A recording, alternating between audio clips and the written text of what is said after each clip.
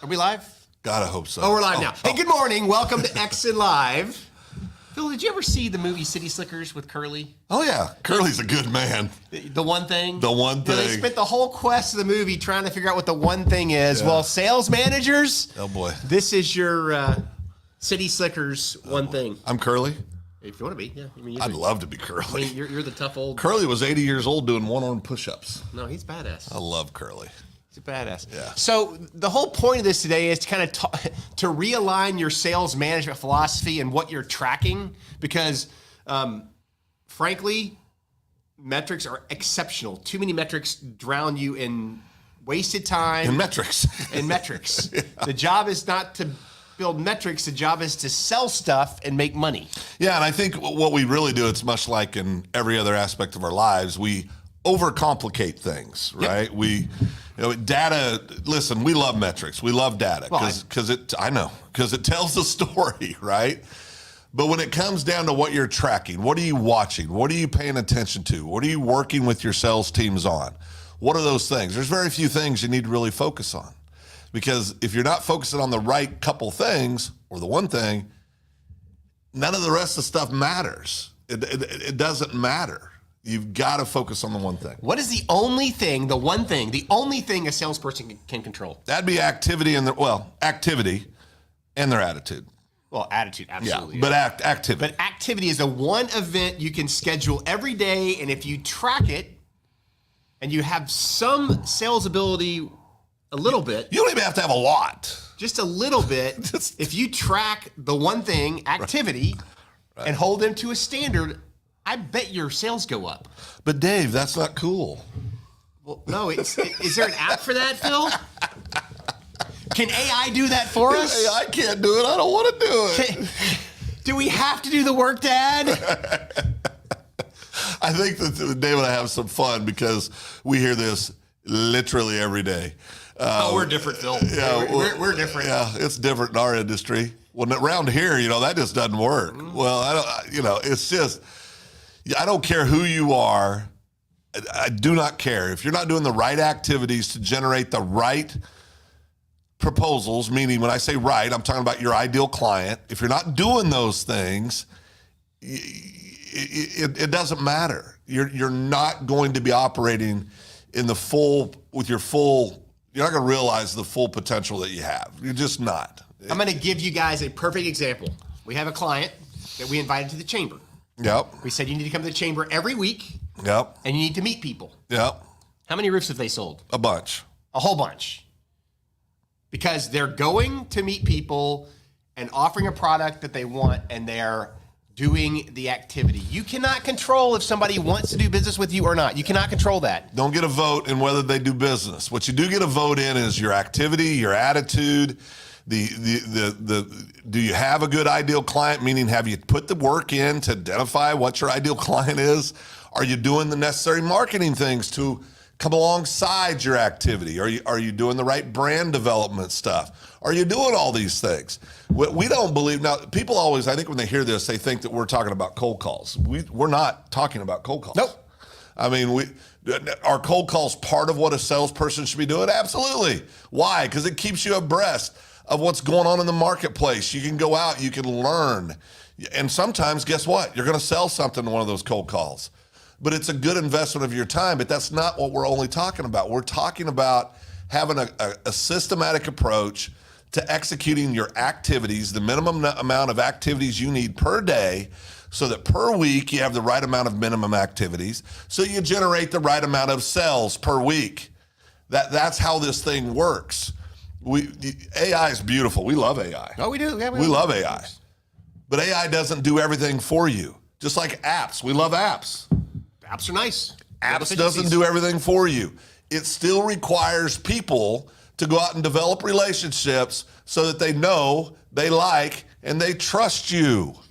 I know that's so boring, and it's so true. They have to know, like, and trust you before they're going to do business with you. We're lucky because we get to see light bulbs come on for owners of companies, yep, and for leaders of companies. And we had one of those moments this morning, yep, on the phone. Hey, what do you think about if we do this, this, and this? Because then this, and this is going to happen. David and I are saying with a big grin on our face because we've been saying this for 2 years. Yep. And it's, so most people get there, right? What we want you to do is get there quicker than most people, because the quicker you get there, the quicker your business is going to grow. It's going to grow profitably. You're going to have happier employees. You're going to have happier customers. Everything gets better, right? Where business becomes drudgery is when you're doing business with people that are not your ideal client, because it creates opportunities for problems. If your customer service model fits your ideal client and you're not writing business with your ideal client, your customer service model is not going to fit as well. So that's going to create problems. And problems cost money. And problems cost people to leave jobs, which costs money. Which makes them unhappy. So all these things, it comes back. If you'll just focus on controlling the activity, being focused, embracing the fact that sales is a business where you hear no 70% of the time, most times. Okay? You have to embrace that. It's not personal. They're not saying they don't like you. That's just how it is. Those aren't our numbers. Those are industry numbers. Or I should say those are profession numbers across all industries. Okay? So somebody's listening right now saying, well, I close more than 30%. Well, yeah, you may personally, and I guarantee if you do, it's because you're investing in relationships, you're controlling your activity, you're doing all these things. Yep. Right? That's what you're doing. Okay? Many people out there are closing about 10%. That should never happen. But you got to quit doing what you've always done, and you got to step into these new processes, which are not new to the world. They're just new to what you're doing. Embrace change.